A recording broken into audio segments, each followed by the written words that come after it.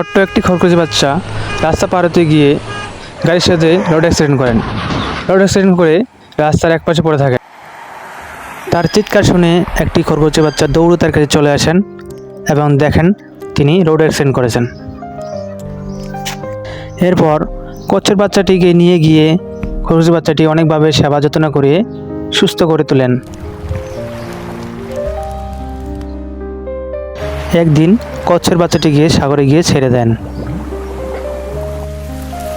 অনেক দিন পর একটা সময় সেই এলাকায় অনেক বৃষ্টিপাত হওয়ার কারণে খরগোশের বাচ্চাটি বন্যার কবলে পড়েন। খরগোশের বাচ্চাটিকে এই বন্যার কবল থেকে রক্ষা করতে কচ্ছপটি উপর করতে চলে আসেন এবং তিনি এই বন্যার কবল থেকে তাকে রক্ষা করেন এবং তাদের যে ভালোবাসা, তা বন্ধুত্ব কত মহান তা বলে বোঝানো যাবে না।